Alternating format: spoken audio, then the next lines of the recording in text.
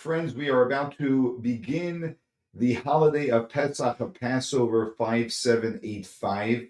This is a very significant day for every single Jew to celebrate.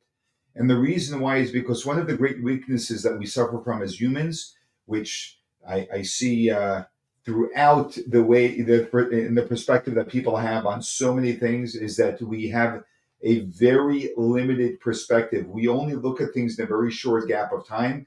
However, things are playing out in a very broad expansion of time. There's a history of things. So we can't judge things based on a day, based on a month, based on a year, or even based on a decade, because it is part of something far greater. And this is especially true for the eternal people of God, the Jewish people. We are part of an enormous history, and what we see playing out in a very small segment of time, such as 18 months since October 7th, by way of example, it's a very small space within a huge history. And that's the reason why the holiday of Passover is so critical for us to celebrate, because what we are celebrating is the understanding and reminder to ourselves and to our children, so importantly, which is so much about what the Seder is about, telling our children the story that we are part of a long history. We were in Egypt. Our entire people, every single Jew living, was in Egypt. And that was a country that was the superpower of the world. It was impossible for anyone to escape. And God miraculously took us out. That is the opening of the history of the Jewish people. That defines who we are. And that's the reason why we are here until today. God takes us out of Egypt to Mount Sinai to receive the Torah. Through the Torah, we are constantly connected to the eternal God, and that is what makes us the eternal people. And we have to have this perspective when we are going through life and experiencing the events, often, unfortunately, in our history, tragic events, in understanding that it's not over at all, it never will be over. But the more we are in touch with our eternity, the quicker we will end any of the obstacles that are in our way. And here's a message from Prime Minister Netanyahu saying exactly this. There are going to be many, tragically, many empty seats at Seder tables this year, of soldiers, of hostages who were killed, of residents of Israel who were brutally murdered. And yet, we are celebrating. How are we celebrating? We're not, God forbid, celebrating a death. That remains in extreme pain, so a source of pain for every single one of us. But we are celebrating that there is a bigger picture, and that these people have given up their lives, al mesirat nefesh, in self-sacrifice, for the eternity of the Jewish people. And they are eternal too. Their souls are in heaven, and their souls are shining down and praying on behalf of the rest of the Jewish people. The key is for us to all plug into Jewishness, into the history of the Jewish people, into ensuring that we make the effort to be by Seder. We don't say it doesn't make a difference. It makes all the difference. This is what keeps us the vibrant people that we are. Here it is in the words of the Prime Minister. אחיי ואחיותיי, אזרחי ישראל, בליל הסדר כולנו מתאספים עם היקרים לנו, וכולנו מספרים את סיפור עמנו שיצא מעבדות לחירות. אבל בחג הזה, אצל משפחות רבות, יישארו כיסאות ריקים.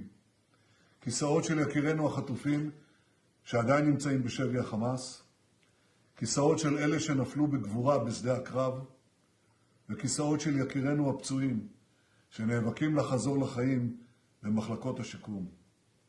אבל מתוך הרק הזה, עולה קולם הצלול של גיבורינו שנפלו, כמו המסר האחרון של אלקנה ויזל, זיכרונו לברכה, שכתב למשפחתו. אל תהיו עצובים כשאתם נפרדים ממני. תשירו, תחזקו זה את זה, כי אנחנו דור של גאולה. ואכן, אנחנו דור התקומה, דור הניצחון. יחד נשיב את חטופינו, יחד ננצח את אויבינו, יחד נחבק את פצועינו, ויחד נרכין ראש לזכר נופלנו. ב7 באוקטובר היו מי שהאמינו שנטבע בים מול צבאות האויב. אבל לא רק שלא טבענו, קמנו כאיש אחד, וביד חזקה ובזרוע נטויה שברנו את ציר הרשע. העולם כולו מסתכל בפליאה על עמנו עתיק היומין, שפעם אחר פעם גובר על מבקשי נפשנו. בכל דור ודור הם קמים עלינו, והקדוש ברוך הוא ורוח לוחמנו מצילים אותנו מידם. ברכות לחג החירות, חג פסח כשר לכל עם ישראל. I want to add something to what the Prime Minister is saying. He's speaking from as a Prime Minister. However, when he says that we are the generation of redemption, there's much deeper significance to that statement. It's not just redemption from oppression from Hamas or attacks of people like that, but it's the eternal redemption that God has promised us through rebuilding the temple, which will be on the Temple Mount. There will no longer be a mosque there. There will be a temple there, as God has promised the Jewish people. Through all of the prophets that all of the different major religions quote, and we will be restored to our temple. That happens when every single Jew stands up proudly as a Jew, and we see ourselves part of a greater history that is being led by Almighty God to a destiny that every single one of us and the entire world ultimately is destined for.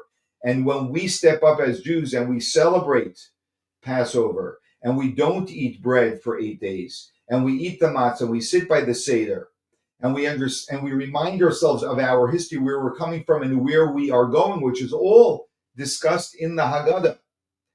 That is what actually brings us to the culmination of this exile that we are currently in, and a redemption not just on a local level, but a redemption that will be on a global level for every Jew anywhere in the world, in every corner of the world where a Jew may be, and redemption for the entire humanity and all of the universe. Happy and a joyous Pesach, Chag Kasher v'Sameach, Kasher and Freilich and Pesach.